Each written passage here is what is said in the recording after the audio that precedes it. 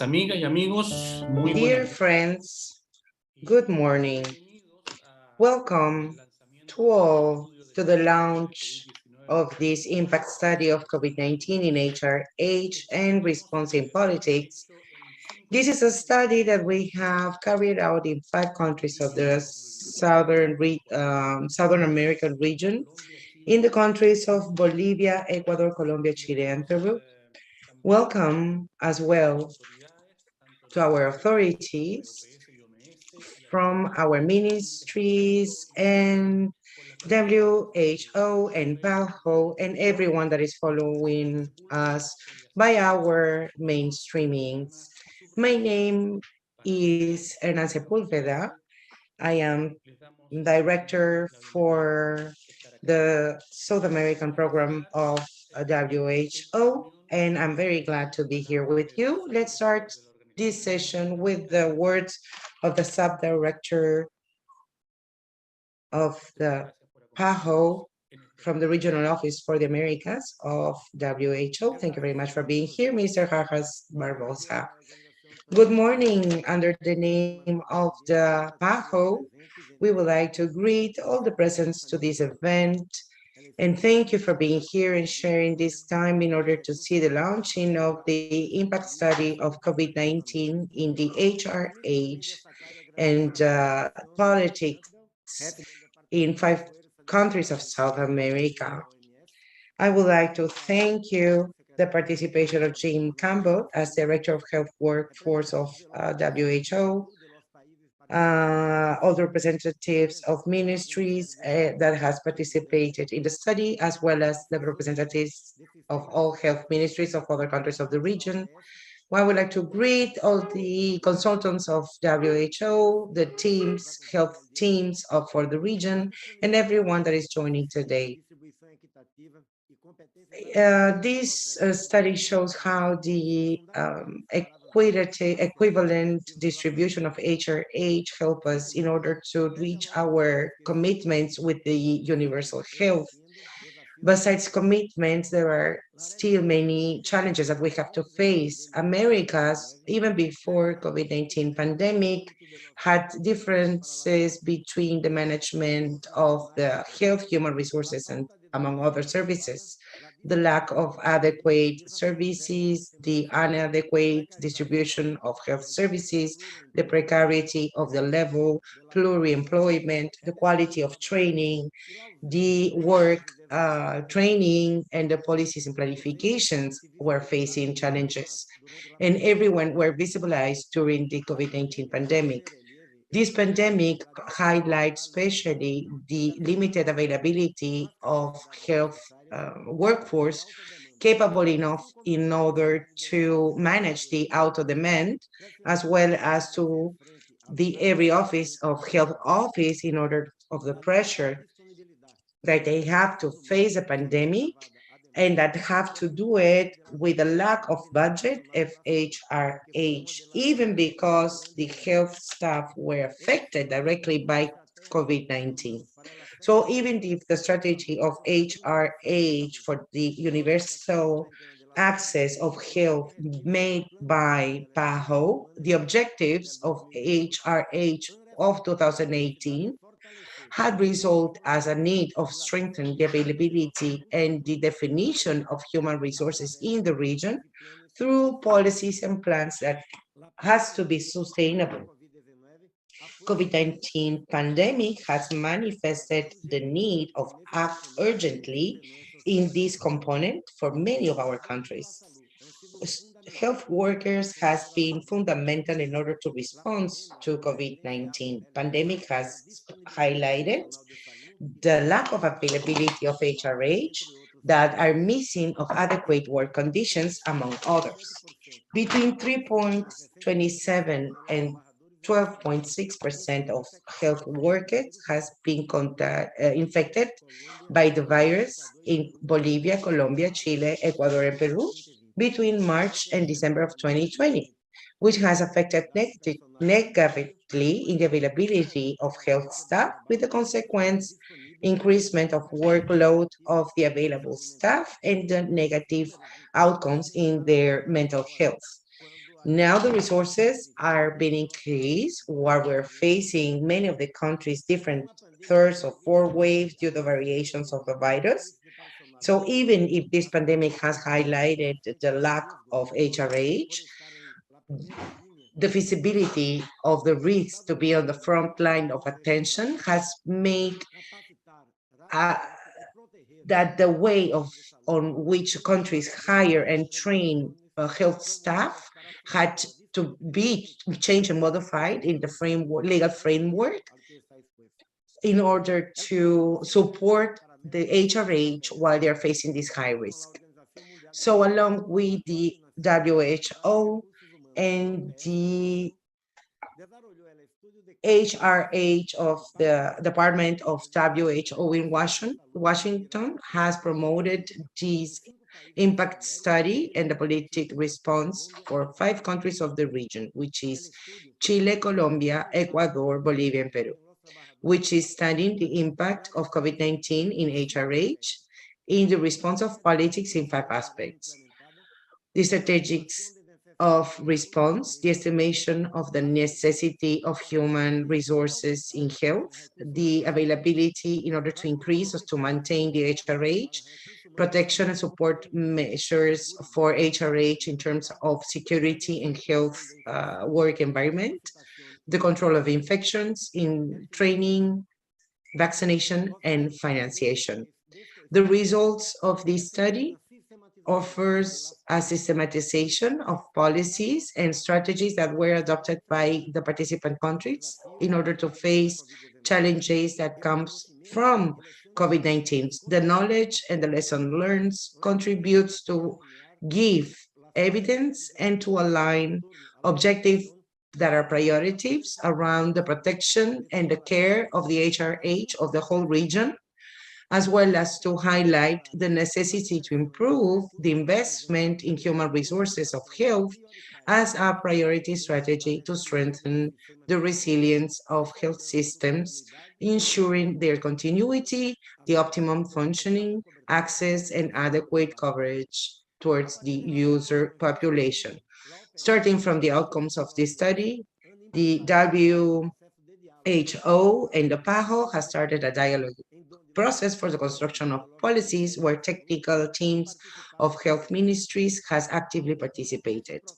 During this process of dialogue, 5 interest topics were identified in order to go deepen and in the identification of actions in the politics for the management of human resources in health, which is management of data, availability and distribution at subnational level, the governance, health, mental health, and prompt or fast training.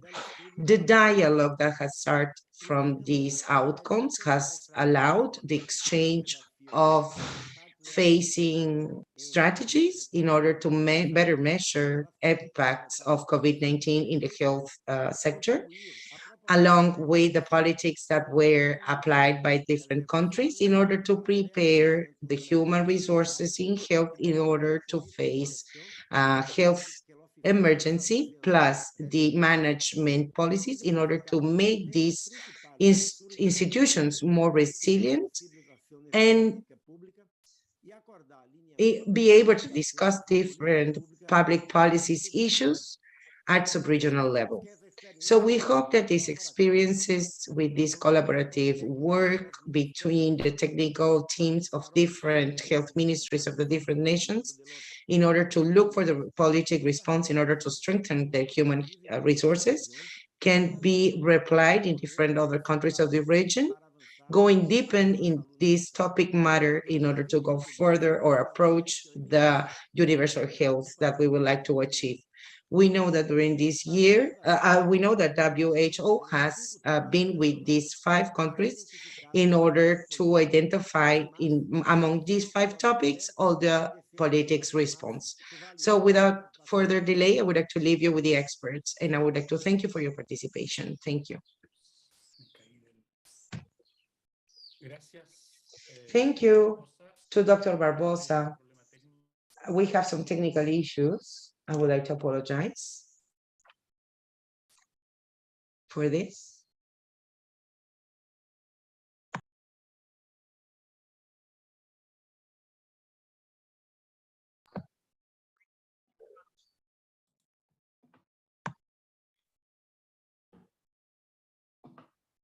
Hernán. Hernán, te perdimos. Sí, tuve un problema técnico.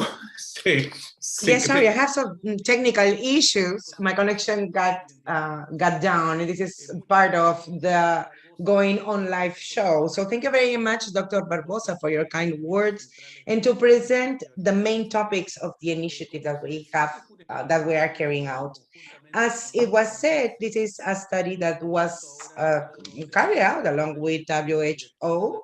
And for this, I would like to grant the mic to Jean Campbell, which is Director of the Health Workforce for WHO. Thank you very much, Jim Campbell. Thank you very much for being with us.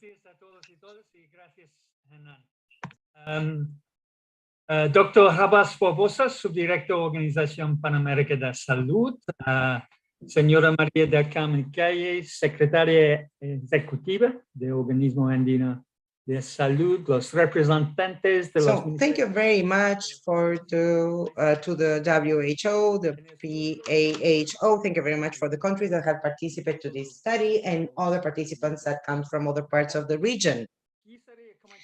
I would like to start thanking you. Thank you to the ministries, the health ministries of the countries of Bolivia, Chile, Ecuador, Colombia, and Peru, and specifically to the professionals from these ministries, from the different departments, for the collaboration and commitment during the whole process of this study. For the data gathering, which was very, very variable, all the enrichment discussions and all the brainstorming and feedback. Here at WHO, we are working in order to assess the information gathered from the different nations that are part of the WHO network in order to do a systematic research for the construction of a systematized framework of the impacts of COVID-19 in the health sector. At world level, up to June of last year, we had estimated that over 115,000 had lost their life due to COVID-19 during the first 18 years of this pandemic.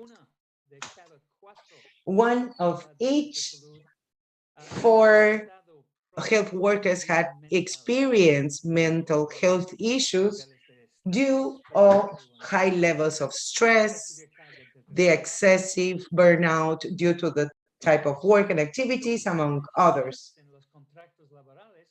We are about hiring contracts. Many collaborators worldwide has considered their roles, their works as abandonment they had felt. So these studies in these countries contributes to the world perspective and proportioning evidences that along with the systematic reviewing with our partners, we will contribute to update the documents, the papers of the professionals of WHO about politics and direction of sanitary personnel in the context of the response of the pandemic COVID-19. Specifically, this work has given an ensemble of indicators that are proponent to by WHO the impact of the pandemic upon this health staff. Among others, we're talking of infections, of death, work burnout, work overload, and mental health issues, between others. So this presents an opportunity to share knowledge and experiences that can be applied into this framework that we were used to measure this impact, as well as future learning for future updating of the orientation documents from WHO about the response against COVID-19 in this topic of the health staff. So thank you very much to all for their contributions, because this will be very helpful for the global landscape Thank you for the participation to these 5 nations,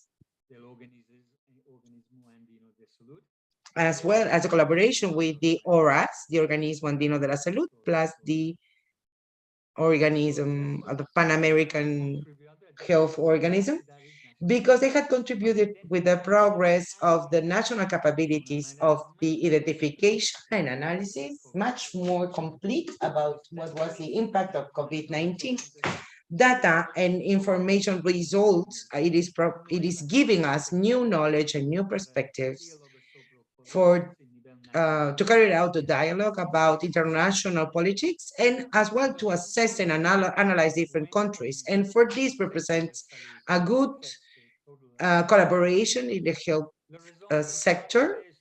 The key results of this are applied in many different fields. Some of these areas is that these 5 countries, the density of medical and nurse staff, it is very, very few, very small in average against the average. And so these 5 countries has faced a pandemic with a lack of resources. So the availability as well, what was reduced due of the fact that health workers has to be enclosed, confined due to the infection, or that they have died.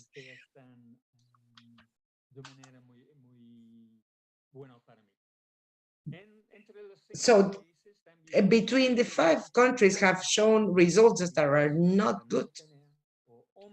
But this was useful in order to identify the 10 measures in order to secure the availability and to maintain health workers in order to face these pandemics.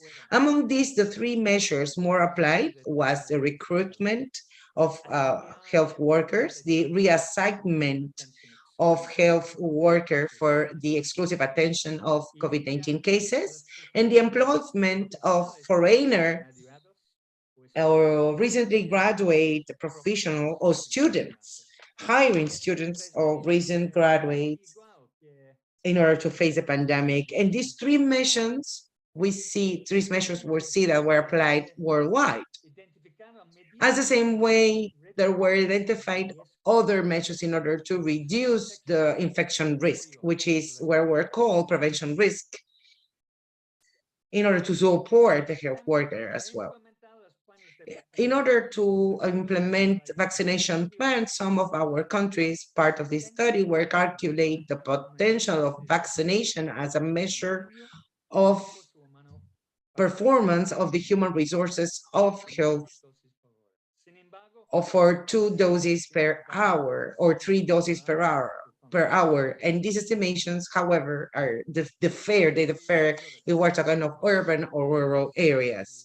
So, ladies and gentlemen, and friend of mine, today, everyone that has collaborated between everything that is being given to us by these 5 countries is an opportunity. Is opportunity to use as an input in order to design the policies around the health sector and the human resources. So we are ready to continue with the support of the Ministries of Health of Bolivia, Chile, Ecuador, Colombia, Peru, in the construction of actions and policies surrounding these 5 axes that these 5 countries has identified, including data gathering, the improvement of the availability of the distribution of the human resource in health sector at national level, governance, health, mental health, and training of the human resource for health.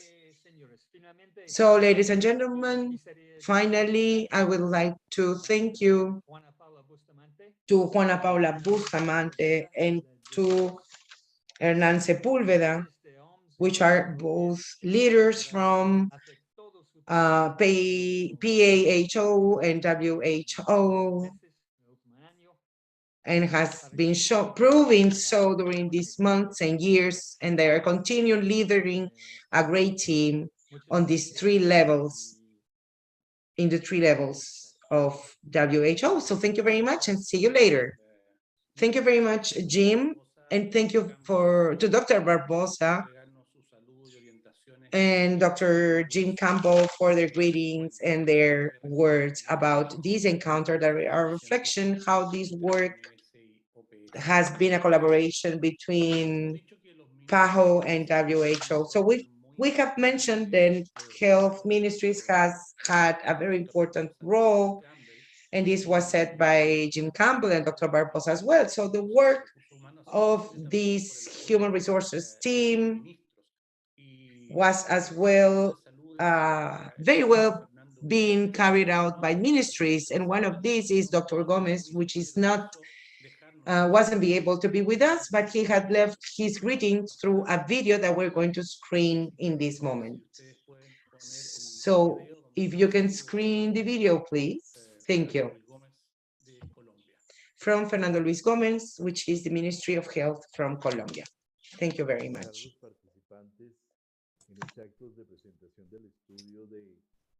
Hello, I'm Fernando Ruiz. I'm very glad to be here. I'm very glad to be presenting this study that was in charge of WHO. Here from Colombia, we consider that the human resources for health are the most important thing that we need to care about in order to fight against COVID-19. During these 2 years, we have faced big problems, and we considered many measures in order to help human resources for health. We really appreciate the work that all doctors and nurses have done. We are very thankful for their services. We considered salary payments, extra bonuses for them, for all the health workers, all the workers involved in the fight against COVID-19. With the help of the Pan American health organizations, we also have helped the families of the human resources for health workers. We gave them technical assistance, we supported them. All these measurements were fundamental to assure the quality of our health system and to improve the conditions of our human resources for health.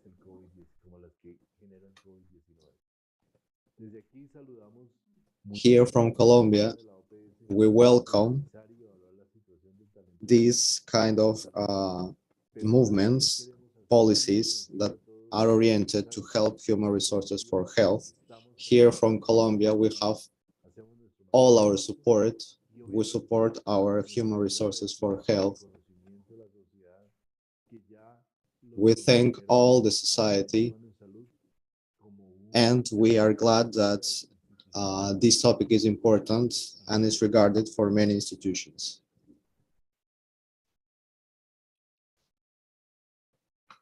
Bueno, agradecemos entonces el saludo del ministro de Salud de Colombia, el doctor Fernando Ruiz Gómez. This was Fernando, the Minister of Colombian Health System. Thank you for participating. It's good that it was a priority for them. We want to tell you, all the people that are watching us on YouTube, on Facebook, if you have any questions, you can ask your questions after our presentation. We have a team of people that will be glad to answer to your questions. This research that we have made with WHO and the Pan American Health Organization had different focuses. One of the principal focus, it was the impact of COVID-19. What were the policies that were taken by the governments? What was the approach in order to help the human resources for health personnel? We think that this was a great opportunity to analyze and to propose new policies in order to face this kind of situations. Now we have Juana Paola Bustamante that is going to help us with this research, and she's going to tell us what are the principal conclusions. Paola, you can start, please.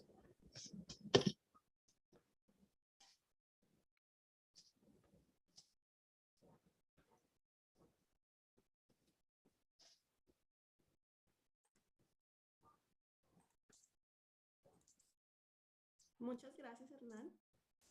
Thank you, Hernan. Muy buenos días, muy buenas tardes a todos. Good morning, good afternoon, everyone. Gracias. Quisiera agradecer Thank a los you. profesionales del Ministerio Thank you de to Salud all the por professionals, compartir las to experiencias Human Resources for Health from all these 5 countries. Thank you all. durante todo el Thank you for your availability, your time that you gave us in order to carry out this research. This research was carried out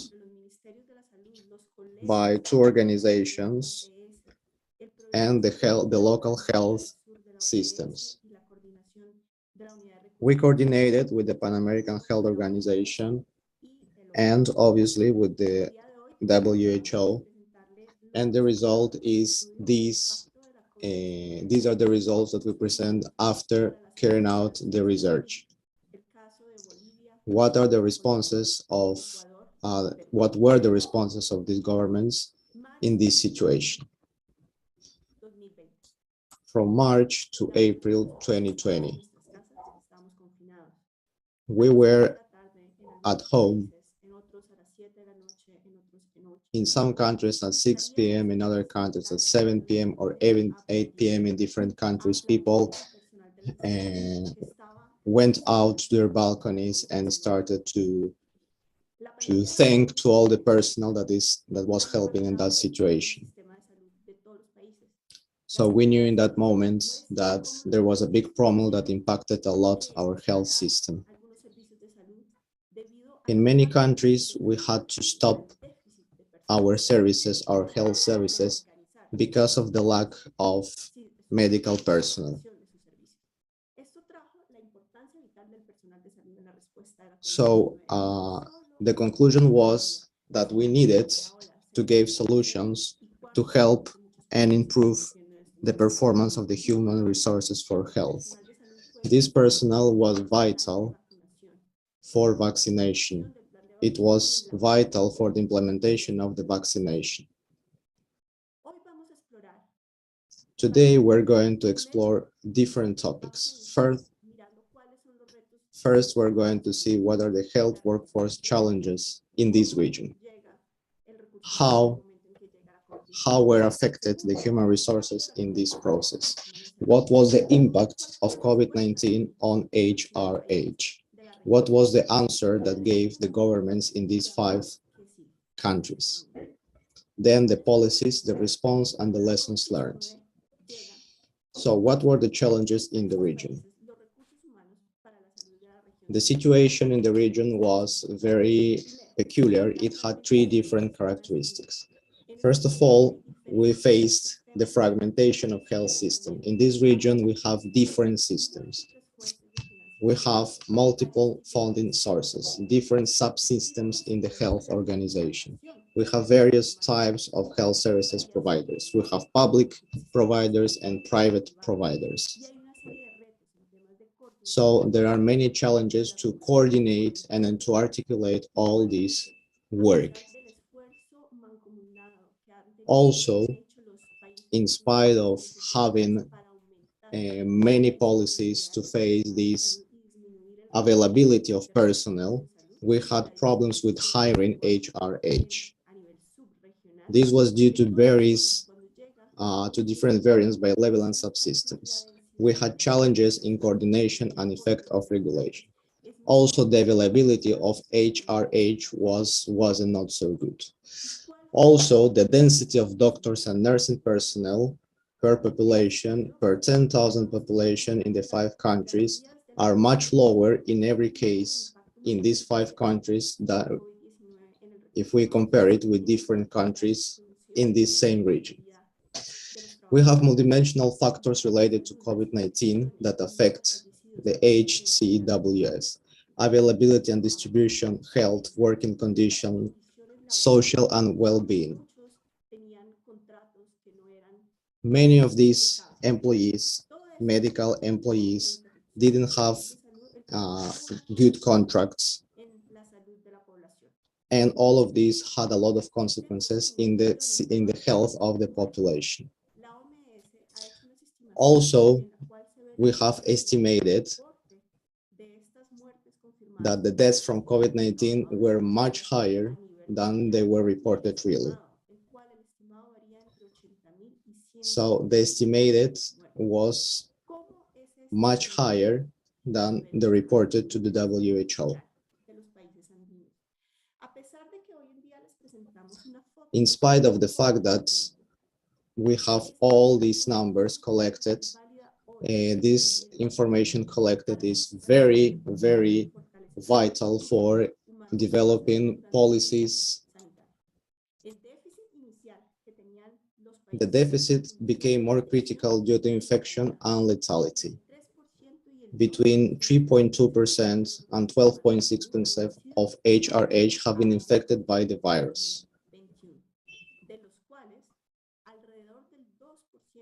From here, almost 2% have died. So this affected directly mental health of all the workforce that worked in the medical sector.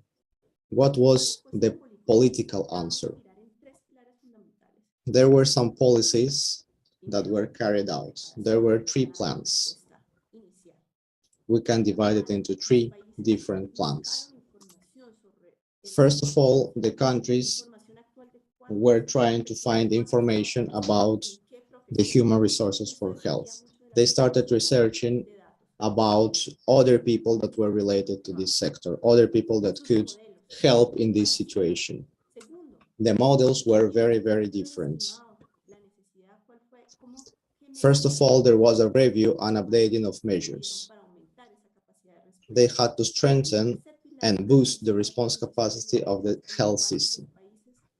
Also, they research about the preparedness for the initial response.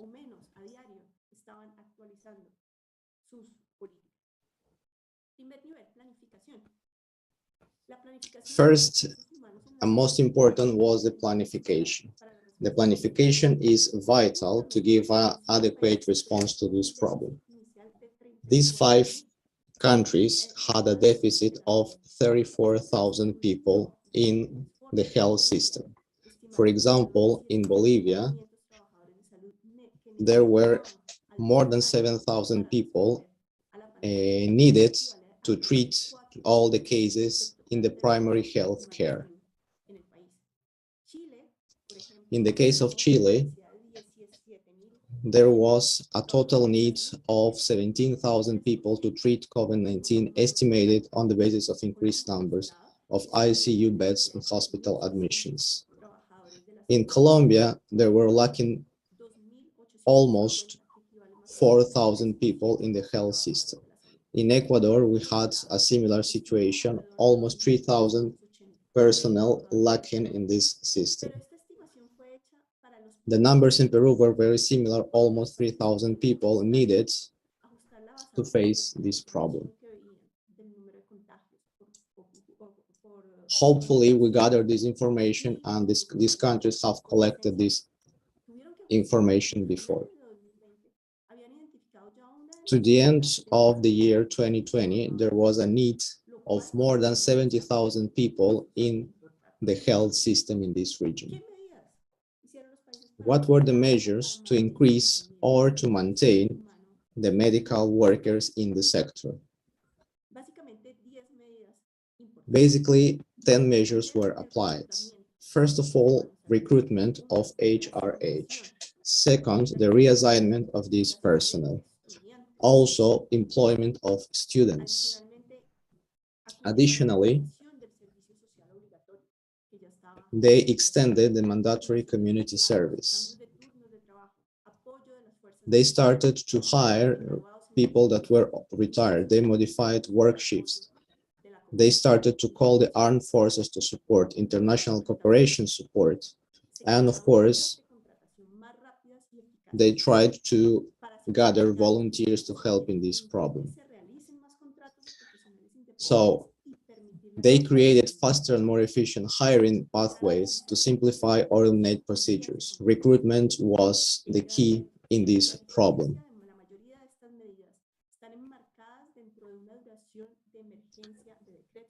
The main problem was the time. They needed to do it according to law and in a very short time. So it was very necessary to recruit the people and to choose the best people to work in this problem. Also, financing this new recruitment was a big problem in the region. Also, reassignment was very important. Temporarily, they assigned HRH to the exclusive prevention of COVID-19 cases. This strategy was forced in Colombia and other countries. This was very difficult to do because we had a private sector and the public sector. So you needed to work with all these two systems in parallel. Some countries also started to employ students. They gave them opportunity to help. They employ recently qualified professionals or students about to graduate. They created strategies to train these students and to provide these students with the skills necessary to face this problem. Also, the work shifts were changed. They changed work shifts in order to increase the number of work hours that the professionals could do. They expanded or modified work shifts with corresponding pay. But these lead to problems. Many personnel suffered from anxiety and they had different mental problems after this increase of workload. Foreign qualifications.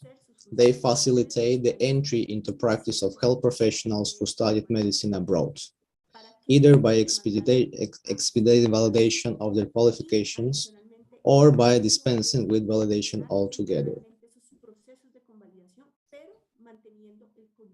The most important thing that they did was to shorten the time that they needed, the training that they needed to receive in order that these foreign qualified people could start working.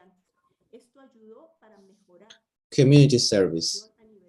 They expanded access to the service mechanisms required for graduation. We needed to create strategies to train these people. Also, we focused on international cooperation. We formed different communities that tried to join all international cooperation and try to work all together. Volunteers. They accepted volunteering by recent graduates and medical students through agreements with universities. Also, people that retired were accepted back in the health system. All these policies and mechanisms were all oriented to increase the human resources for health response to these problems. Also, the ministries, all the ministries were collected, they were gathered, and the salaries were increased for the personnel in these ministries in order that so they can help in this situation. Support was provided, and there were created different zones in order to identify where were located the the points that needed more response. But how they directly supported the human resource for health personnel. Protection. First of all, they provided protection for the personnel. There were many internal processes that weren't working so good, and there were problems in order to buy equipment from abroad and to provide our medical personnel with all the equipment needed to face the COVID-19. All we did is to simplify all the documentation needed in order to import the medicines and all the supplies that we needed in our sectors. Also, we had a vaccination plan where obviously the doctors, the medical personnel were the first in line to receive vaccination. Training, we provided training, special training for this personnel. We brought training from abroad because they had more experience. Higher remuneration. We provided higher remuneration in certain sectors and bonuses or incentives.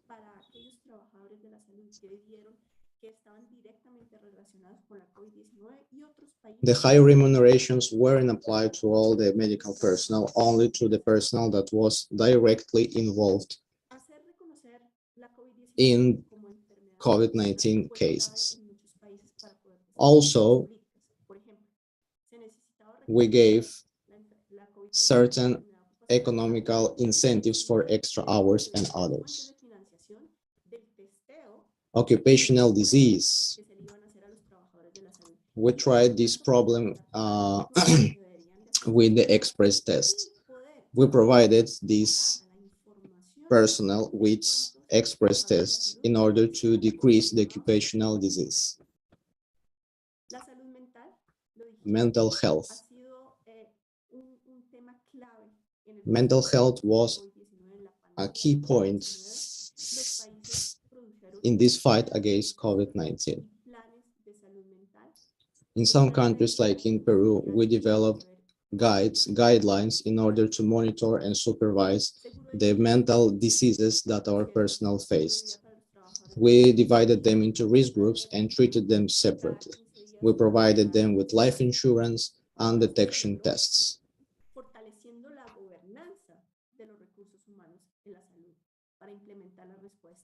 So how was HRH governance strengthened to implement the response to COVID-19? We have identified common actions in all these 5 countries that required different coordination in order to work all together. The Ministries of Health, Work, Economy, and Education had to work all together.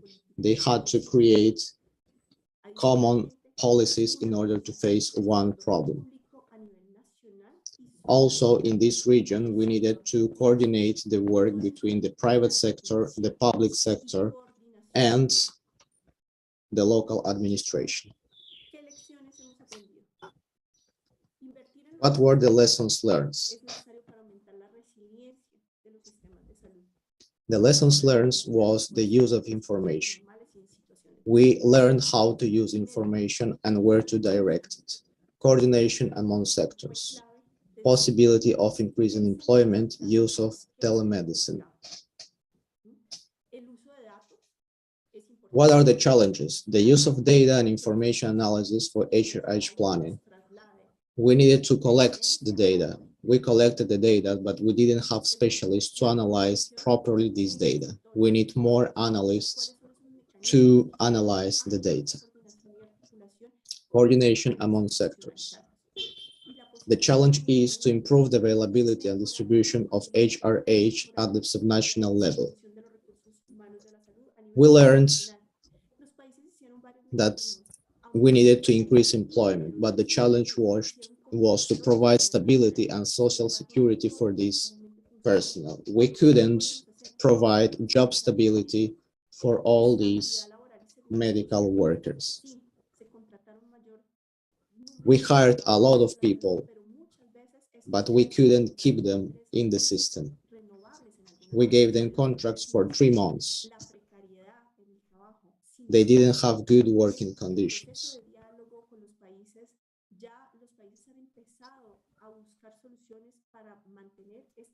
The countries were trying to find solutions to give job stability, provide job stability to this personnel, but this work hasn't finished yet.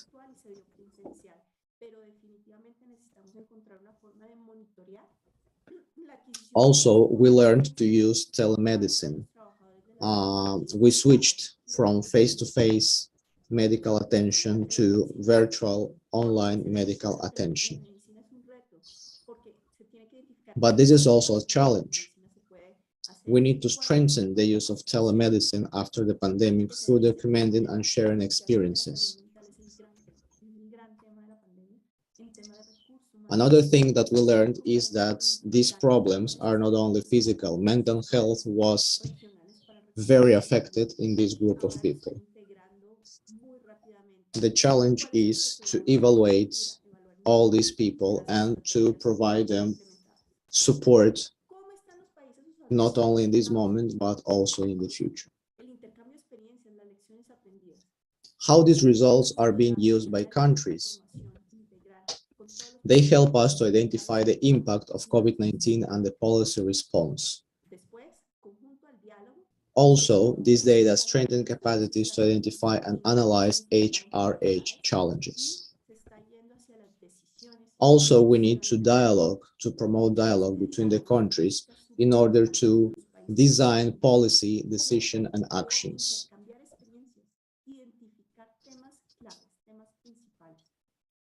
The purpose of this policy of dialogue is to find and to have clear objectives, to exchange experiences, the experiences that we have in all these 5 countries, identify the main topics, provide evidence, and agree on policy actions.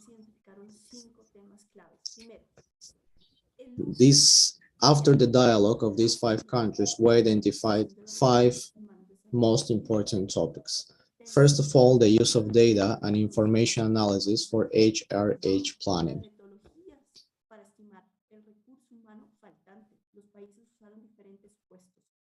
Also, we need to improve HRH availability and distribution at the subnation level.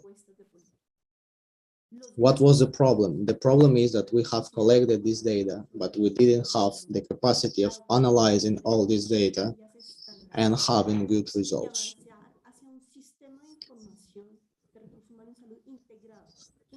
We propose to integrate this system, this information, and have solutions that can represent the problems of all these 5 countries involved.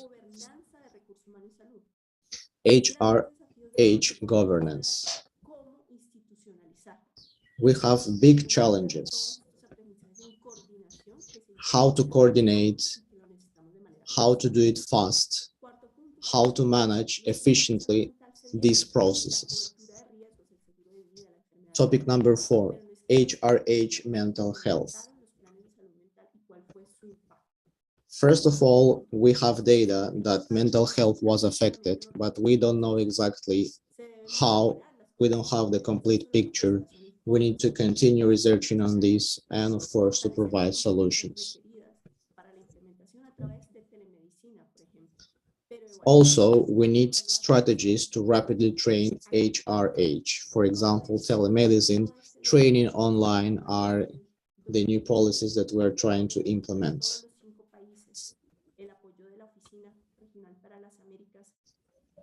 We have support from different institutions, from the Andean Health Organizations, from the Pan American Health Organization, and from international big organizations. You can find this research, you can scan the QR code and have access to the complete research on this topic. Muchas gracias, Juana Paola, por la presentación de este estudio. Como ustedes se dan cuenta, también hay mucha información involucrada acá. Thank you very much, Juana Paola, for the presentation of this report results. Thank you very much for all the developed topics. Thank you very much for everyone who had collaborated, that had gathered the data, that had collaborated between the countries. Mrs. You. And then I would like to make a point about the challenges of the studies, how they were capable to make these actions that were taken in order to answer against the health crisis and make them become policies. And we were talking about flexibility of these emergency policies, and this flexibility is going to be applied in this agenda because the health minister from Peru, no, sorry, from Bolivia, Mr. Jason Ausamientos, was invited to share with us today. However, unfortunately, he was called by the president to attend to a meeting. So he just sent his representative, the Vice Ministry de Castro, we would like to greet because this shows the support of Bolivia during this study.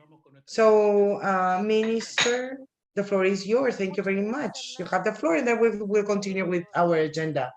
Thank you very much, Hernan, and thank you very much for the invitation and how you correctly state our minister was convoked by emergency, by urgency by our president.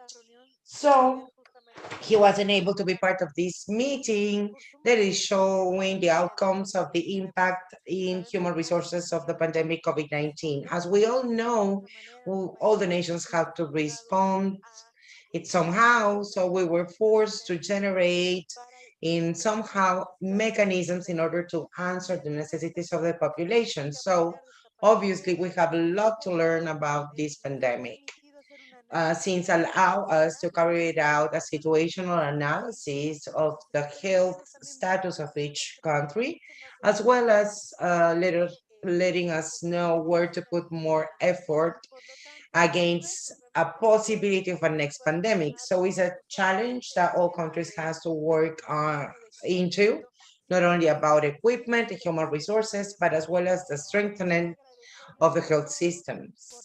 So I would like to thank you all for your kind invitation of today, of this morning. And please, I wouldn't like to take more of your time. So let's continue with the presentation. Thank you very much to Hernan and all my colleagues and friends. Thank you, Ms. Vice Minister, to be with us and for be part of this meeting. So as we were saying, these policy challenges that are aroused in this study has related with the strengthening of the adaptation system, the data gathering system, and the human resources as a co-investment. So now we would like to hear the comments, your comments, in order to put in perspective this statement. So in the first turn, we have Mrs. Amalia del Riego from the Department of Health of System and Services of the PAHO. So Amalia, it is a real pleasure to have you with us today in order to hear about your comments and thoughts. The floor is yours. Thank you, Hernan, Juana Paola, and everyone else for the beautiful presentation, as well to thanks to my colleagues in other countries that were part of this study. Maybe I would like to start highlighting or putting focus on what is really clear in terms of the report and looking forward, which is it's possible to make changes in politics and in our regulatory frameworks in record time.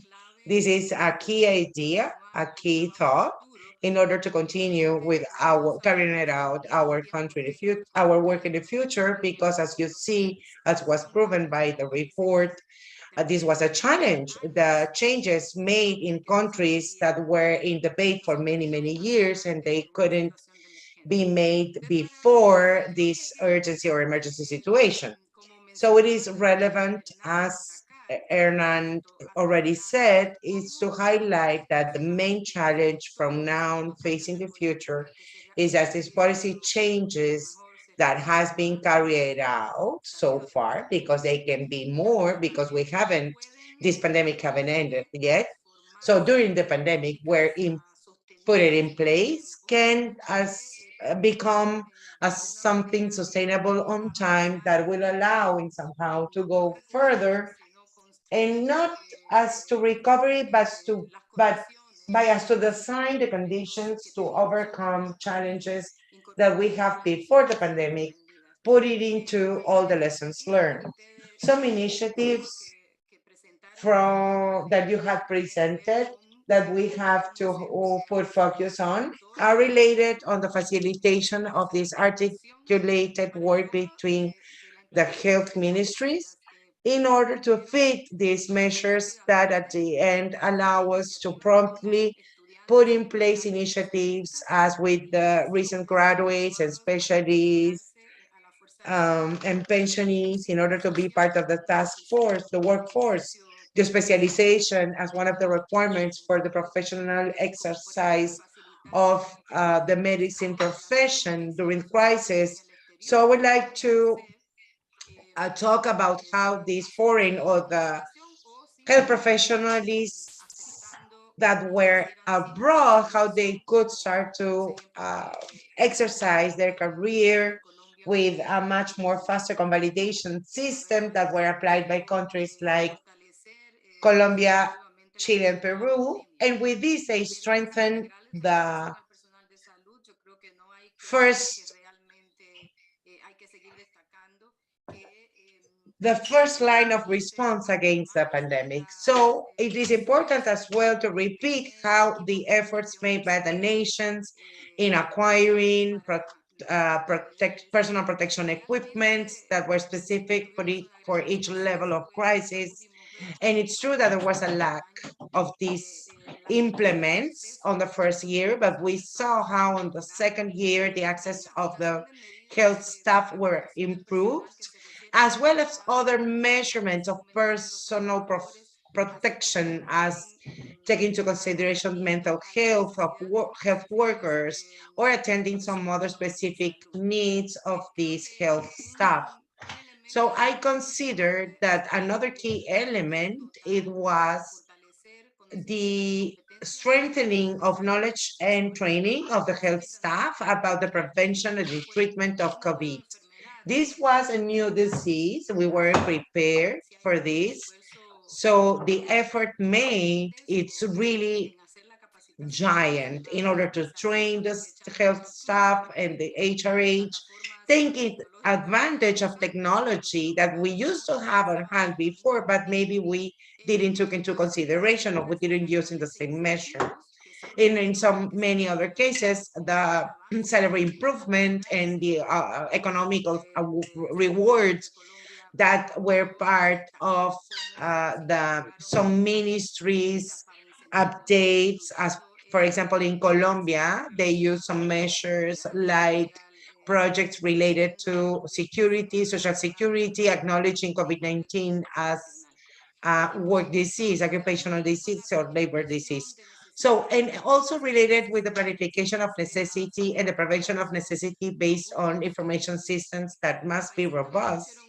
Countries and nations made a lot of efforts in order to update, first of all, assess the necessities, because without the estimation of necessities, we weren't able to planify a short-term response. So I will believe that in a general, these were my thoughts. But I would like to add another element that wasn't that much properly mentioned. I believe that on the first, at least on the first scheme that Juana Paula presented, I believe it is the sustainability towards the future that has relation with the opportunity of assessing in much more depth the information in order to see the future of this process of building human resources policies to face some of the pending challenges will be the fixation of an inclusion and gender equality approach that I believe goes further or is cross or is an element that cross these five other elements. And it's useful in order to see the future, because in reality, when we talk of the workers, health workers, he and she, and in other professional areas, are we have much more predominance of the female gender as nurses, for example. And this was very interesting to see what was the taking care of family members, which is an element that traditionally our societies are assigning to women, and the broaden of the work terms, and in order and the assessing on how this will affect differently men and women. So everything that we would like to do when we talk of investments on human resources in health sector, it means to increase the investment in HRH in order to guarantee that all these policies of job creation, of have a decent work, could become or could be accessible, highlighting the necessity of dialogue with other entities and bodies, for example, the finance minister, to generate or engage all the actors, and in order to have a much more broadened tax base for health sector in order to achieve a sustainability which is so much needed. So saying this, I will end my participation, my thoughts, and I would like to congratulate you all again. Thank you very much, Amalia. It's very interesting, this gender perspective that you are, with you are contributing with during this panel, which is a very important element of discussion. So I believe that's part of the work that we're going to carry out during this year is incorporation, the input of this element of inclusion. So, and from your intervention, I would like to take the opportunity to thank you, our Office of Health Systems of your country, because they open up the doors in order to reach your ministry and talk to all health teams. And they were active articulators of all these processes, and they were present during all the dialogues. So I would like to thank you very much. So as we said, this is a regional initiative for Southern America from WHO. So along with them, we would like to thank you and give the mic to Paolo Baladelli, which is Director for South America of WHO and PAHO Sub-Regional Program. Thank you very much, Hernan. Let me start thanking you, this great organization and the coordination between the report and the encounters that had allowed to all the participants to grant some input with their contributions in order to understand through the outcomes of the study, which is the way in which we should go through towards the future. So I would like to make some intervention about protocol. So I would like to start thanking the country representatives, especially the presence of the high level presence of Vice Minister of Health of Bolivia, Dr. Castro. I acknowledge your presence. I acknowledge the greetings from the Minister of Colombia.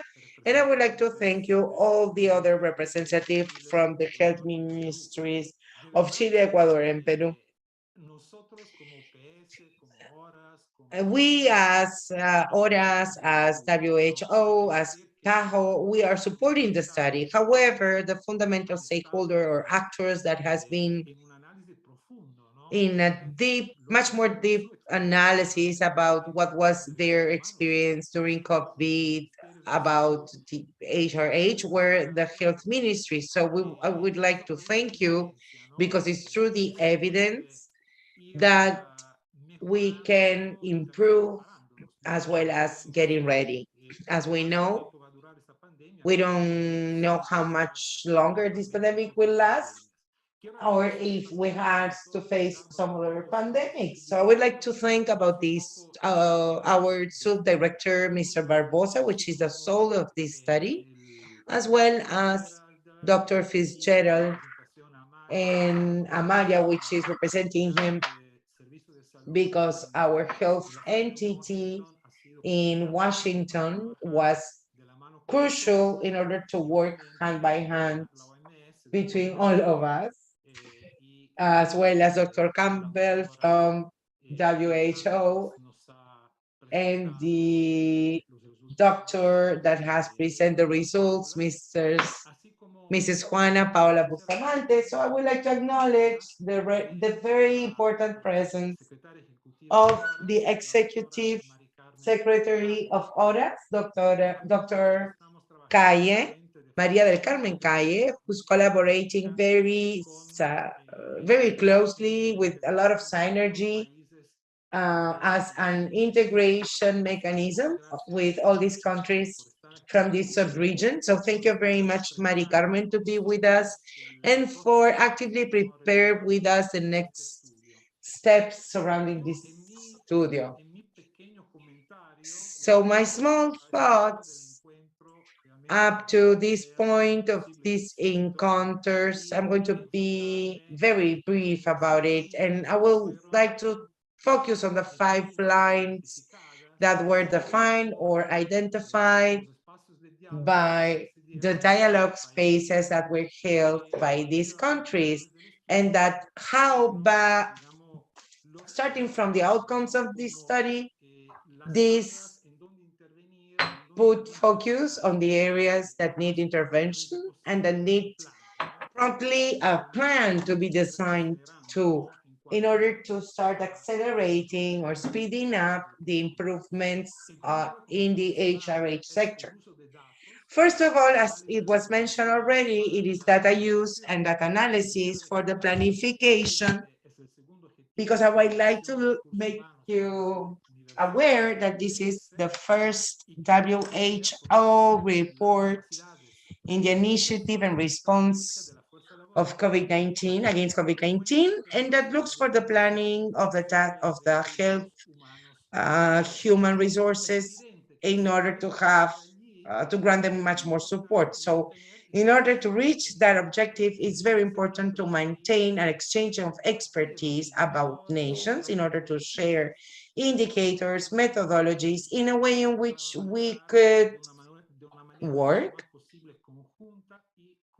as much more coordinated and jointly as possible, and systematically gathering data, build indicators, because this will be fundamental in order to accomplish this first line. The second stage, or the second line, it is related, as it was mentioned already, by the availability and the distribution of human resources at subnational level. This, as the action plan of HRH for universal health of WHO stated, should determine an equal distribution and a good availability of health personnel by creating and rewarding or awarding economic rewarding policy.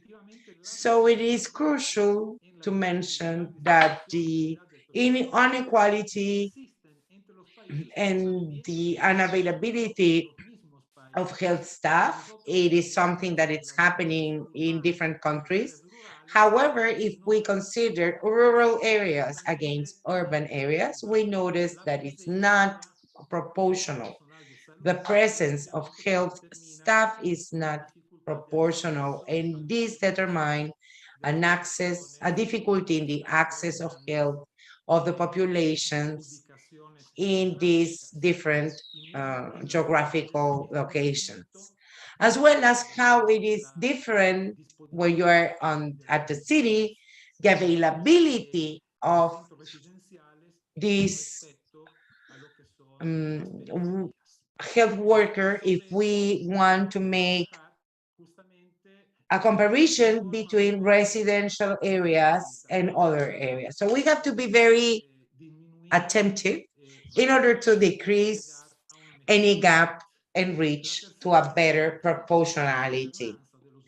The third topic line is the governance of these human resources. So I believe, and this was demonstrated by the outcomes of the report, that countries has implementing already each one great actions in order to better articulate and coordinate the health sector with other sectors that are directly related with the health sector. And without these were impossible to sustainable having a development and an impact. So these institutions are the Ministry of Work, the Ministry of Economy and Finances, because they together are the ones who determine the policies and the resources that have been used in order to implement national policies. So with the consolidation of the directory about health human resources, it is very related with the strengthening of this governance, with the strengthening of the intersectorial or cross-sectorial capability, because this cross capability, I would like to relate it with the development agenda of 2030, because it is impossible to have an improvement in health without working in other sustainable development sectors, as the institutions that I had already mentioned, in order to jointly create a much more effective impact, not only in the health sector, but for the general human development. So as I was saying, in these five nations that have participated in this report, they have executed a great governance exercise, as well as to strengthen all these interactions among institutions, and aspire to continue articulating nation and territory, the public and the private, the population and the government, the civil society and the government, in the way in which we will have a greater and larger and better coordination. The fourth line that it was already mentioned, it is the mental health of the health staff, because obviously the data presented about the affection of the infection on COVID-19 among HRH that has reached upon the 13%, at least what was recorded. Probably this index is larger. The deaths, the probable deaths that had reached the 2%, these two indicators have determined a larger and deep level of stress in the work environment of the health workers, and the impossibility to achieve a leverage because they suffer of too much pressure.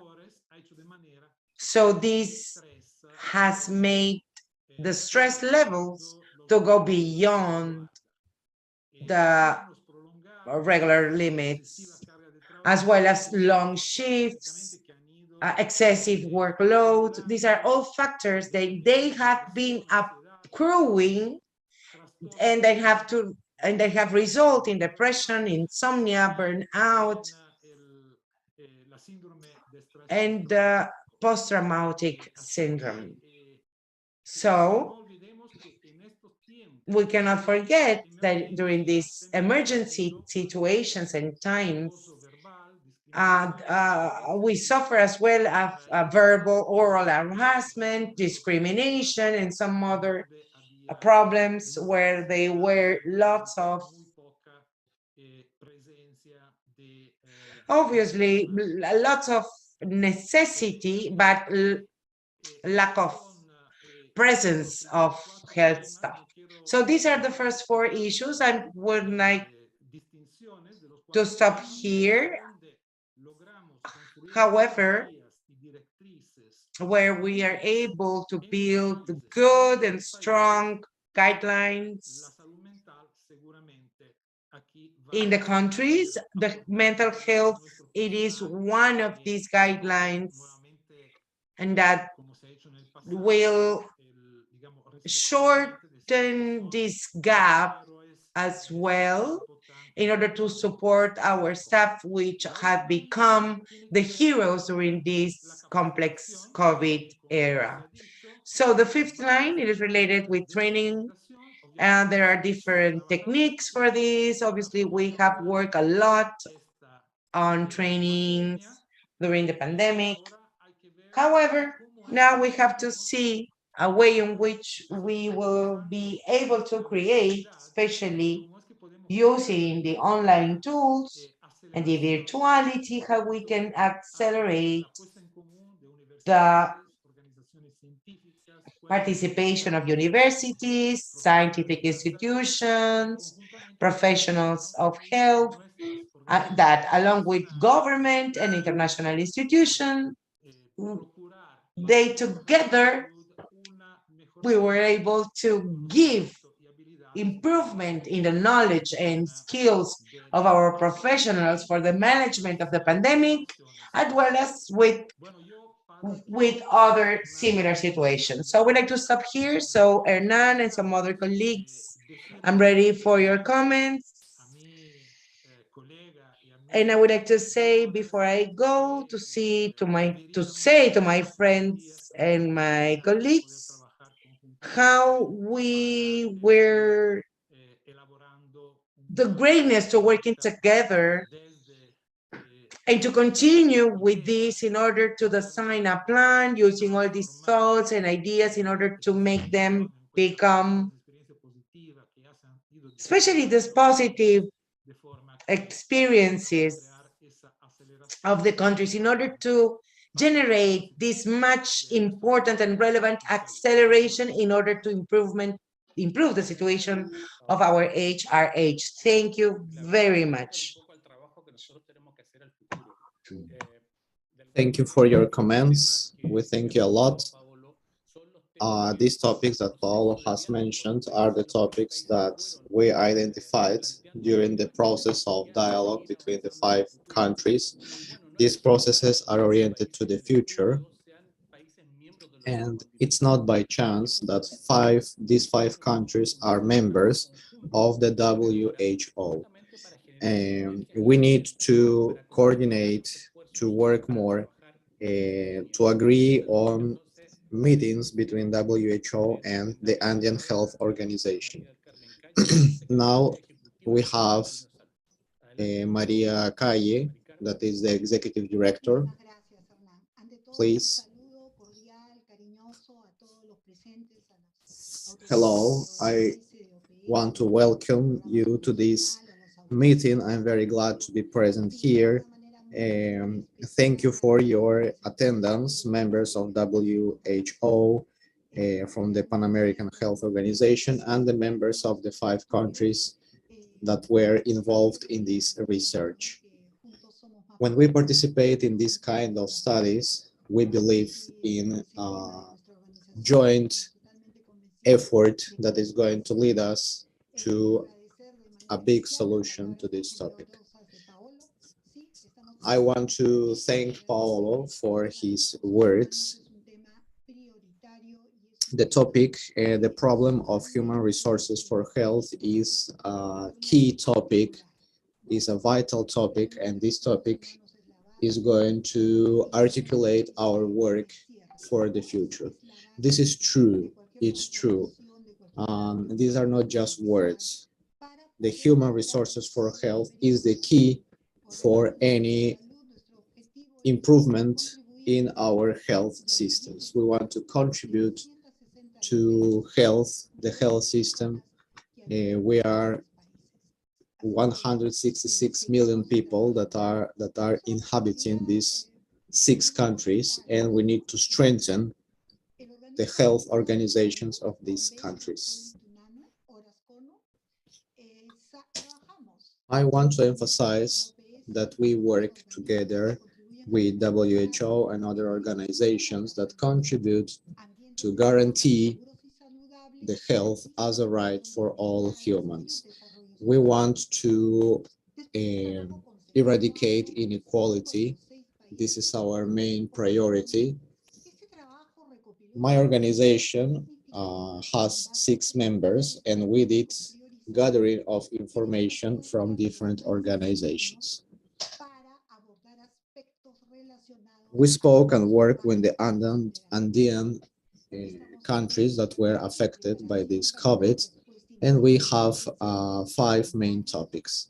The 5 main topics that we identified is methodology development, identification of risk. Also, we need to focus on learning and implementing mechanisms to finance all the policies that we want to implement. Also, we need to finance the training, detection of the disease and others. Finance is also very important for mental health problems and international organization. Number 3 is availability and planification of internal policies. This is vaccination and acquisition of medical equipment. This research is very, very important. We have a lot of data that we can work with, and we understand the consequences of COVID-19 on mental health. And with this, we can generate mechanisms that guarantee the availability of human resources in future cases of emergency. Also, we see that the governments are available and they are open to provide solutions to this problem. We need to implement plans for the next 10 years, and we need to know what to do with all these implemented policies in case there is no more demand for them. We need to update the skills that we need to face and to fight this kind of disease. The Andean Health Organization, together with other organizations of cooperations, we are claiming and calling for articulation of economical policies, production policies, and health system policies. We believe that we need to work together and articulate our efforts. And the key and the basis for all these are the human resources for health, our medical workers. We have investigated this problem, and we have already spoken with Colombia, Bolivia, Chile, Peru, and Venezuela. We had forums, we had dialogues on different levels, and we could identify the main priorities in each of the cases.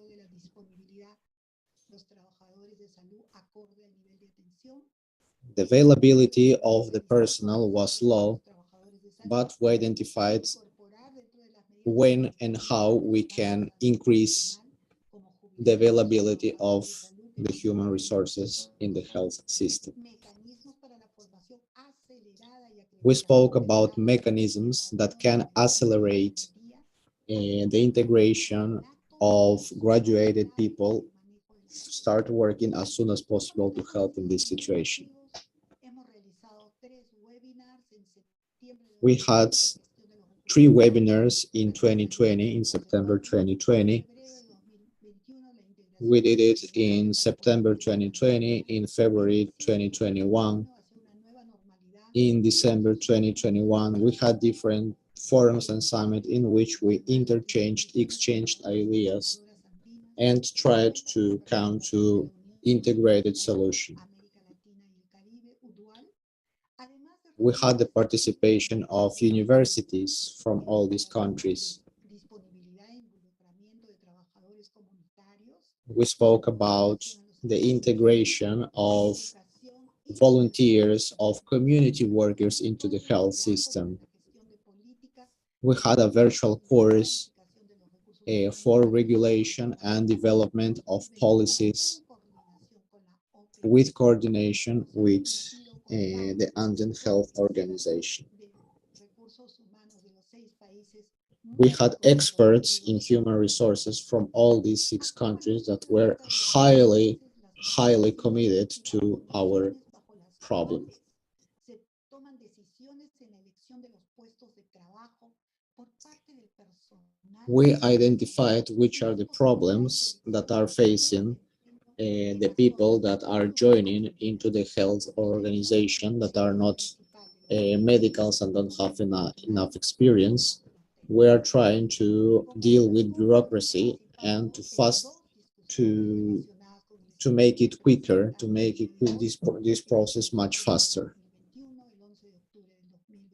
In September 2021, in October 2021, we were searching for mechanisms that help us to preserve mental health.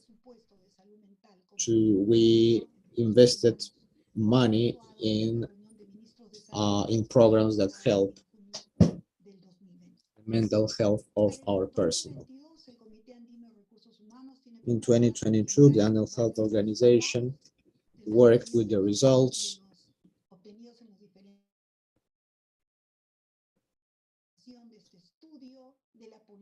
They work with the results obtained in this research.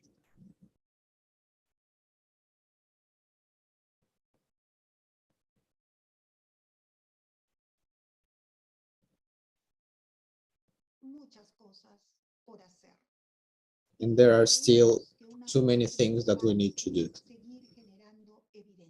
The most important thing is to generate evidence.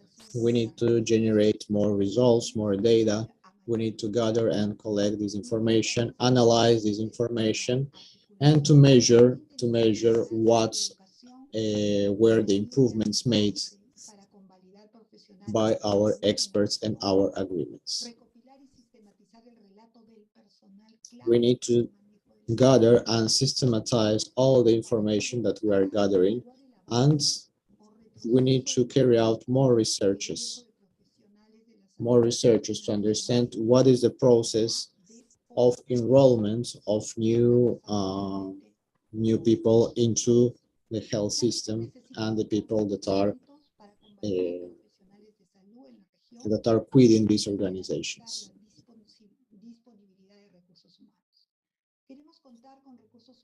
We also need to train our human resources to provide them with good working conditions and to have them happy and safe. I also want to emphasize that the different governments, the administrations of different countries did a great effort, a big effort. They supported this research, and this permits us to continue trying to help our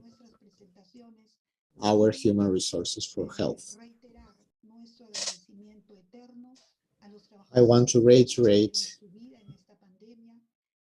our best wishes for the health system workers that are the real heroes in this problem. Thank you, Mari Carmen. What you say is completely correct. These are the heroes. These are the heroes in all this crisis. So let's start to the next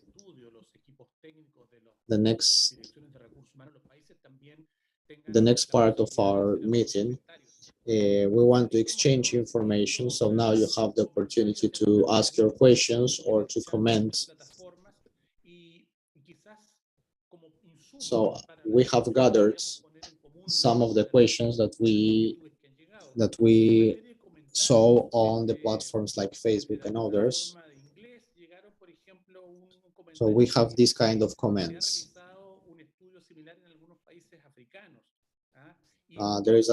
We have one comment that says that there are similar researches in Africa and the results are similar. The African continent wasn't affected so highly like the South American continent, but they also had a human resources for health. So the WHO needs to connect the results that we have here in South America and the results that the Africa organizations are providing. There is another comment. I will read it just now. There is an opinion that say that there are opportunities of investment, but this investment is not guided to help the problem. There is investment, but it's not really helping. We need to articulate and to manage the investment in these kind of situations.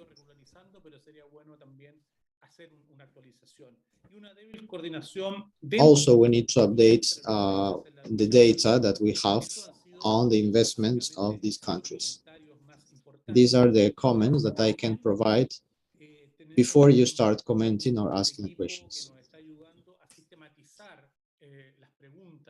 I also want to say that we have a team that is systematizing some questions that we are gathering. So we will choose the most relevant questions and we will ask them. So the first question will be, what was the main difficulty to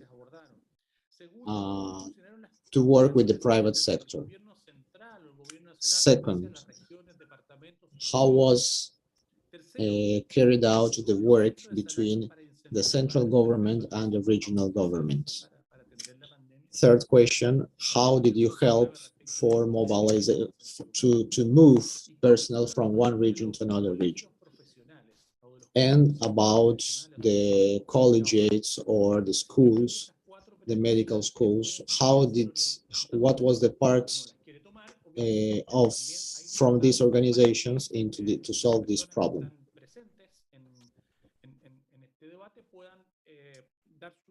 So let's generate a debate. You can comment or answer these questions. Please don't take more than 3 minutes so we can give opportunity more people to participate. So please raise your hand and ask your questions or provide your comments.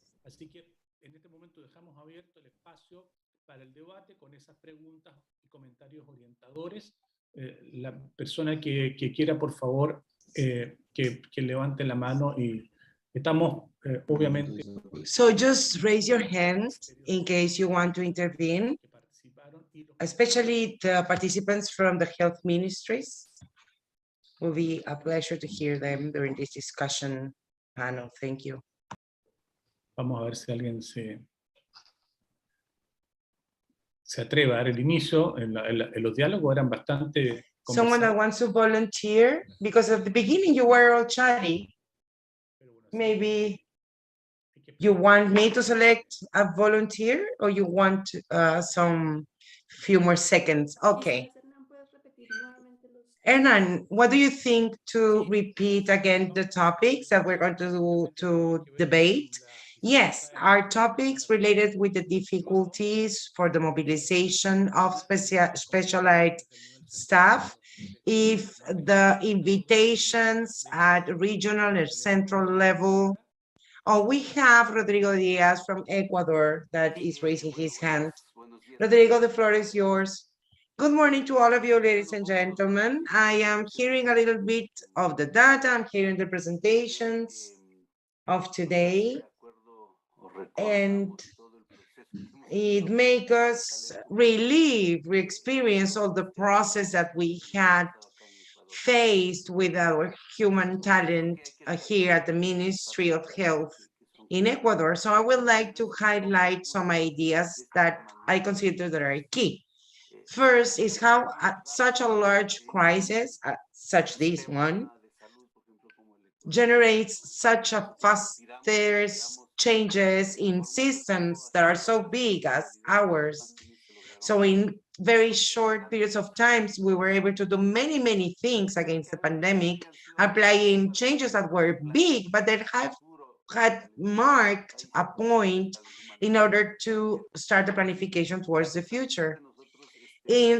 into a level that here in our ministry, talking actually about the crisis of the pandemic, so we have developed since the beginning of the first of this new regimen from the ministry, a new health plan with new access in order to get prepared, in order to face a possible next health crisis, in order to avoid to be unprepared if something reaches to us as happened with this current crisis.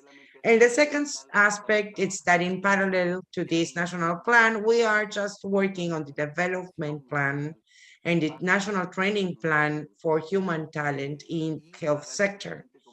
In parallel, as we have spoke already, as we heard already, we're talking with the National Assembly of Development and Health in order to avoid or actually fostering structural changes due to the crisis in the way in which our national systems works.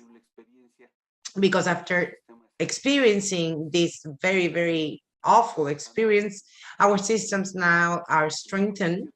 So we're working in looking for financiation for some projects to develop human talent. So we are working in each one of the components of our national health system, which is an integral system, and with the private network as a complement, as complementary, in order to be prepared and face the next crisis. Not only this one, because we're hoping that this one is closing already its own cycle, but we're looking to use these research investigation data as an tools that will allow us to take decisions.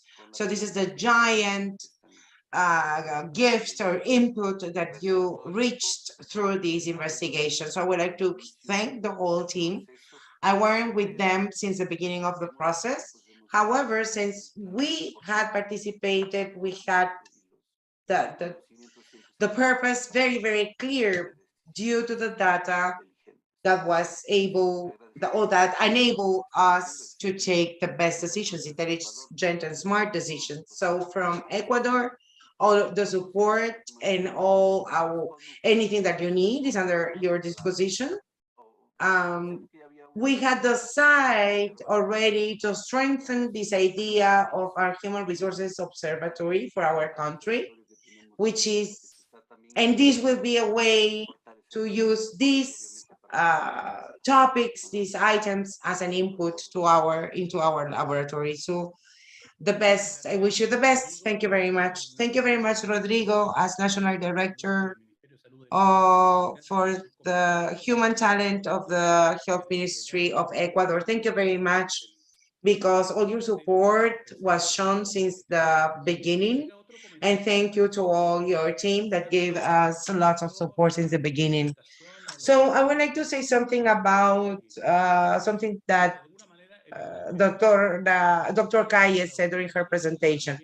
So the question is for her. However, any of the presenters or the speakers can participate, because I believe that is very important in this context. So Dr. Calle, what do you give to all countries in order to strengthen our own system, and in the same time to strengthen our HRH in order to face a pandemic? So actually, she presented some of the answers, how Peru and Chile grant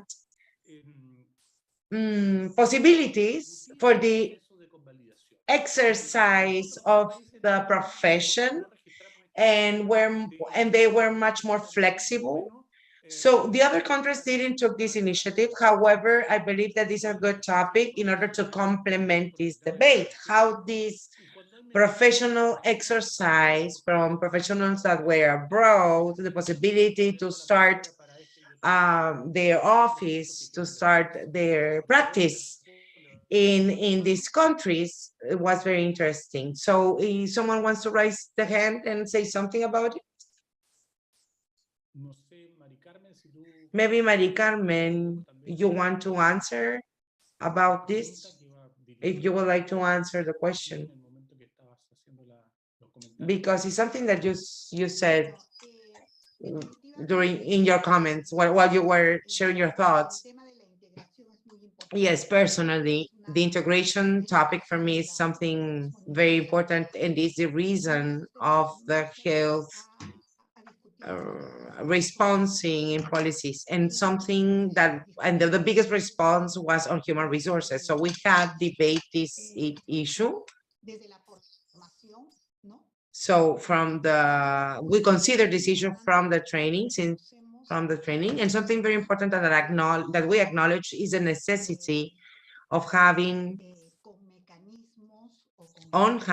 mechanisms or tools, policies, instruments that will allow us to convalidate diplomas within the region. So this means the possibility of the existence of mechanisms that allow us to acknowledge competences that are valid in for some of the professions. So I know that this is not easy. It haven't been easy, as you already mentioned. Very few countries made already a step further, but it's not enough. However, here we find the issue related with universities, because I believe that there are basic competences, basic skills that cannot be in discussion among universities. So we realize that our human resources needs to be prepared to face emergency situations, right? So there is a comment made by Amalia related with how in such a short time we were able to make a large change, as with the vaccines.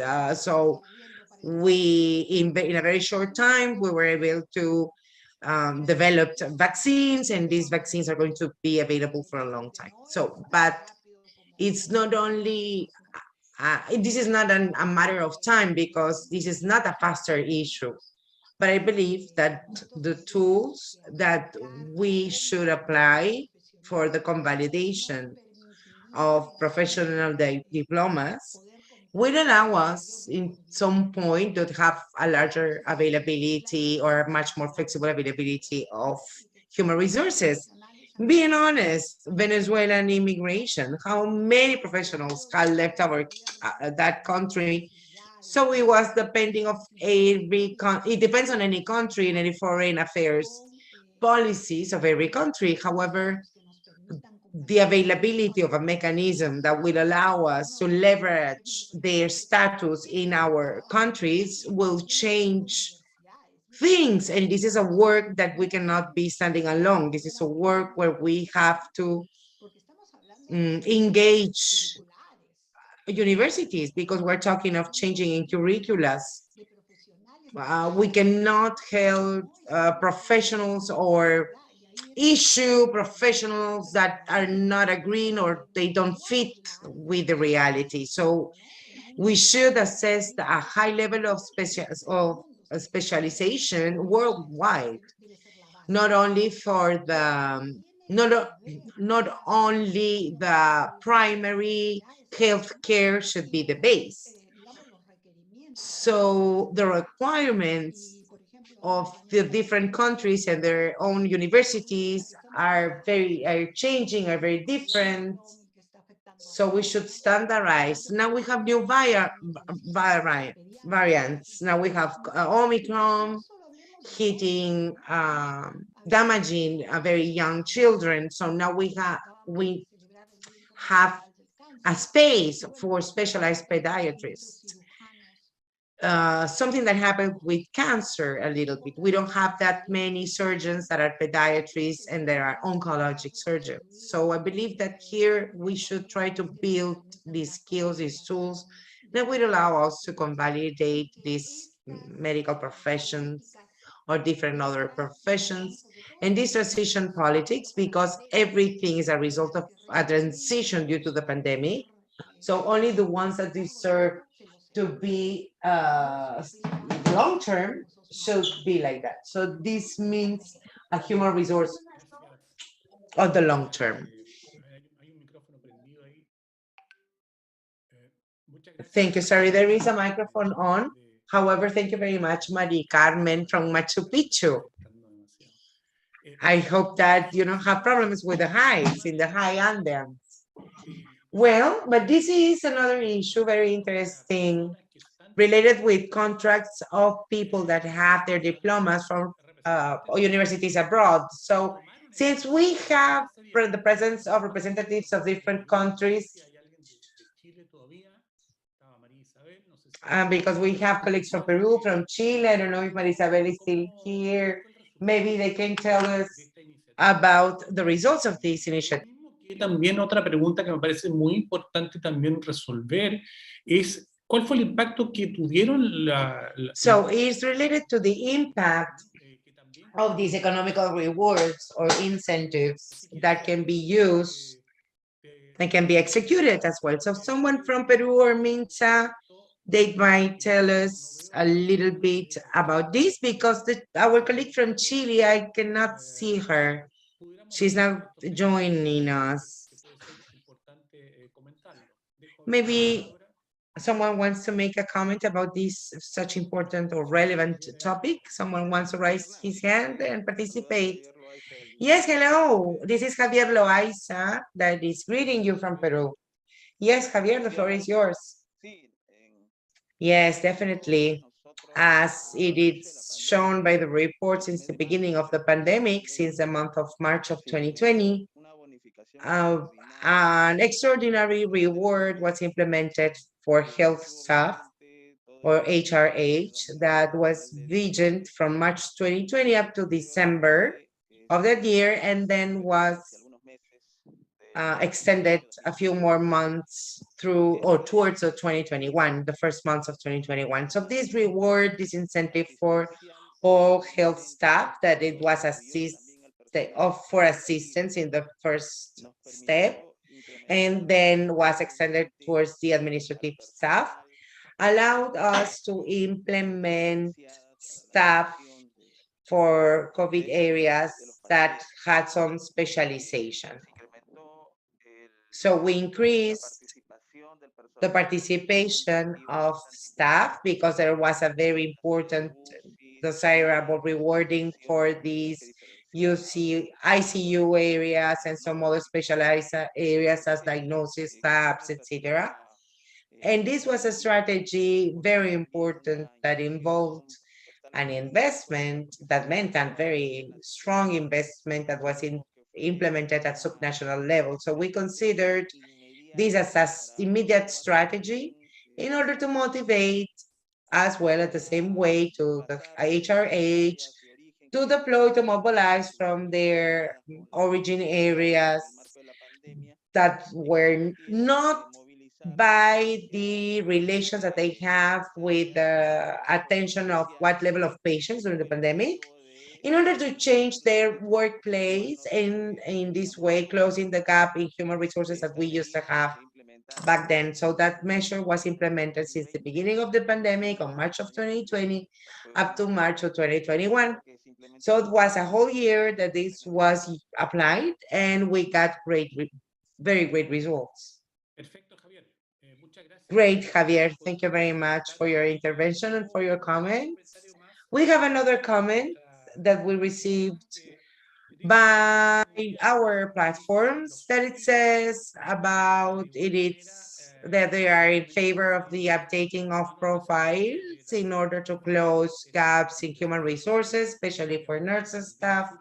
And this is a challenge that was originated by the outcomes of these studies and how the challenges of Maria Carmen presented to us related with which professional we need for the kind of models that we are implementing. And here we need the action of the university that as well as the WHO we're trying to integrate. So I don't know if there is any other comment from participants. Any panelist wants to say something else or maybe prove a point? I don't see any hand raised.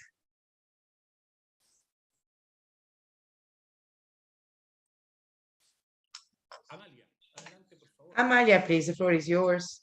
Y solamente quería, porque veo un intercambio interesante en el chat, reforzar el... Well, I'm reading a very interesting exchange of ideas at the chat. So I would like to say something about the challenge that means the capitalization of the changes that are done during an emergency situation or a pandemic situation as a result of a lesson learned, in order to take into consideration in some other relevant processes towards the future, as Maria Carmen said, because what we wish is not to go through a path to the recovery of what we have before, but we want to go through a path in order that with the application of the lessons learned that our experience go further and going towards these goals of the sustainable development. So in order to overcome what we had before and incorporate and institutionalize what was done before and that what had a positive impact, of course, this is something hard to do, not only in the human resources area, will be difficult to apply in every area because everything that means the transformation of a structure of a health system towards something change or some changes is something very important and relevant, but it can be applicable to some other areas that we have to see in order to transform the health systems, in order to build a larger resilience, and in order to be much better prepared, in order to overcome whatever will come from this pandemic or whatever situation that we will face. So I just wanted to make this comment. Thank you, Hernan, and thank you, colleagues. Thank you, Amalia. Was a very smart, very intelligent comment. And we have received another comment that is related with an issue that we present, that Maria Carmen presented, and actually, and was already mentioned by someone through the platform, is how the cultural characters are making a difference. I believe that I would like to know if you had considered this profile. As Maria Carmen mentioned, we as WHO, we're working on this profile, the profile of the professional that we need, and this action plan has a specific objective in order to rearrange the curriculum. So this is a long-term challenge, I believe, well, medium term, that will need the participation, active participation of the university. So we like to call to all the health sectors in order to rescue the necessity to work with students, because this is the better way to reorient this curriculum in order to avoid to be focused only to hospitals, only to super universities, and in this way be able to strengthen the third level assistance. So now the Vice Minister of Bolivia wants the floor. So Dr. Castro, the floor is yours. It's very interesting, Hernan. All interventions of this exchange is very interesting. And as Maria Carmen says, it is fundamental to establish an updating of these profiles of professionals, because this has to be understood as an adaptive method as well as an evolution method. And the evolution take us to be adapted to this kind of hermeneutics, opening these new areas up as the one of molecular diagnostic, facing areas that are very different of what we're used to. And this should take us to adapt our human resources has to be adapted again, because we have to face very soon another pandemic with very similar characteristics probably. But as we have learned so far, we have to be able to face and articulate different disease. As this molecular diagnosis field that is showing us that it's giving us the possibility to diagnose cancer in early ages or stages, this means that we need to be trained as well in another important matter of the health system, which is research. that cannot be only assistential research. We as countries, we have to learn to work in an integral, in a joint way in this health system as a region, sharing information in order to unify ourselves, in order to prevent diseases in much more easy way. And as Marie Carmen said, in order to do so, we need to work in the profile of the health worker.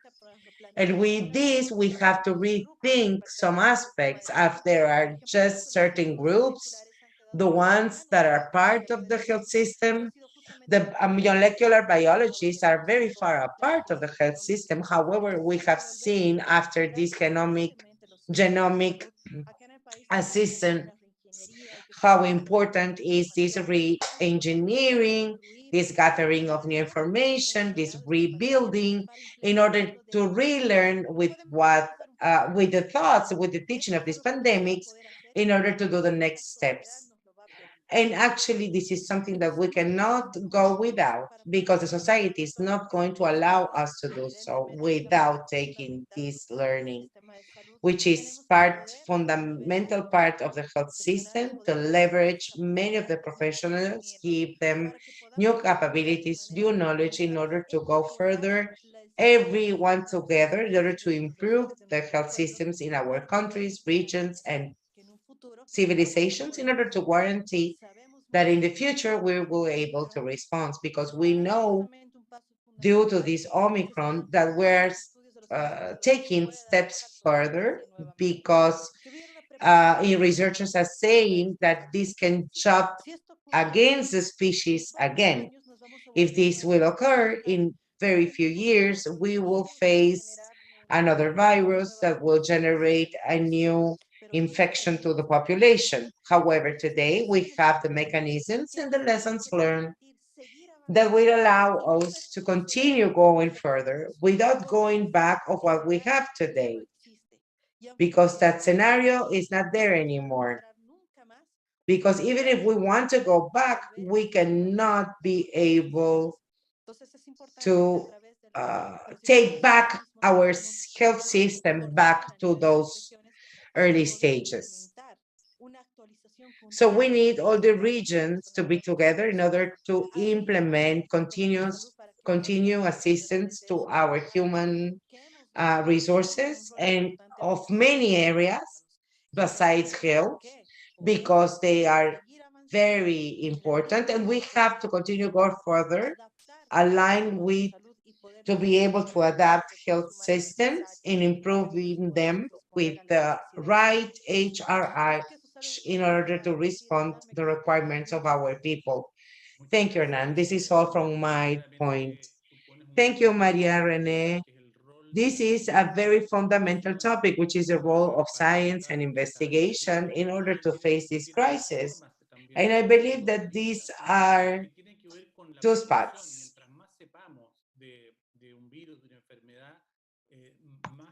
The more we know about this disease, the more we learn and the more we can implement into the system to prevent and to solve this kind of problem. A great tool for this is this kind of researches. This data is very important for training our personnel, for detection, and for future problems. Thank you, Maria Rene, Vice Minister from Bolivia. We still have some minutes. Any other comments on this? I think that's all. So I want to comment something. We want to say that on YouTube, there is a comment from Africa.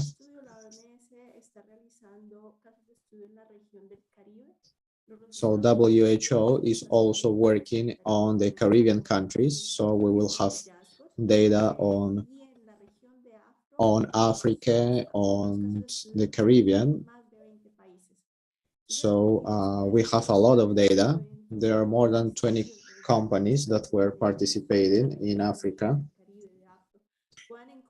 We have results from these 3 regions, and we're looking forward connecting these 3 regions in order to exchange information, to collect data from one and another.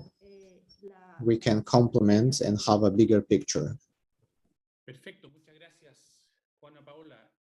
Bueno, estamos llegando al Thank you, Juana Paola. creo que ha sido muy So let us finish our meeting.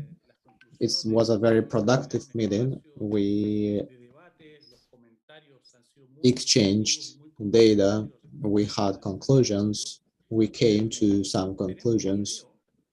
We have a video. No sé si está, me avisan, un video de la que lo vamos a dejar al final cuando se At the end of this meeting, we're going to show you a video.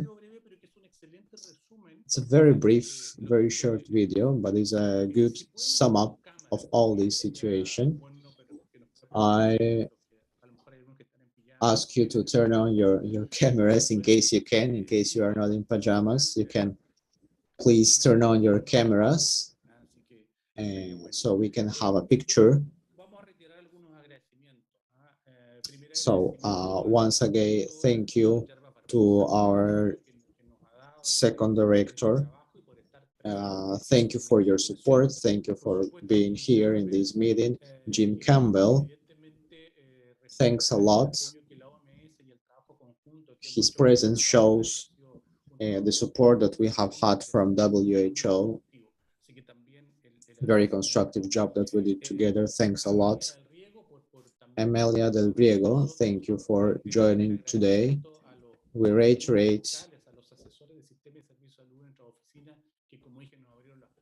we want to thank all the people that worked with you and that made this possible. Dr. Paolo, thanks a lot for being here. You helped a lot in this research. Maria del Carmen Calle, you are executive secretary and you made it possible. You carried out the agenda of this kind of coordinations. All the team, thanks to all the team that was on the backstage and made this possible. Ariana, Edward, Sofia, you were working a lot. Thanks to our translators, interpreters. Thank you for the support. Thank you to members from all these countries. Katia Ballero from Colombia, Claudia Godoy from Human Development from Chile, Rodrigo Diaz, thank you. From Human Resources Directions from Ecuador, Carmen del Carpio from the ministry.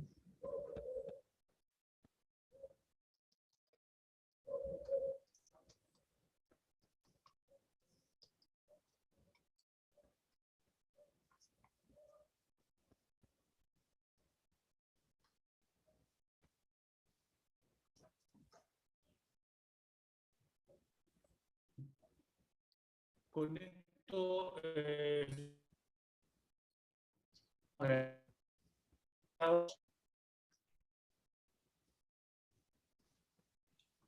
Se te escucha entrecortado, Hernán.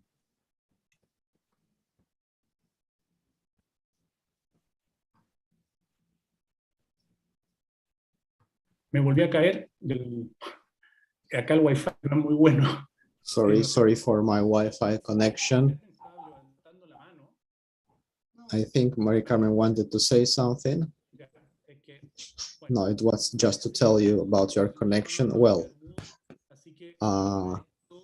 so thank you all, and let's see the video. Watch this video and see you next time. Thank you all.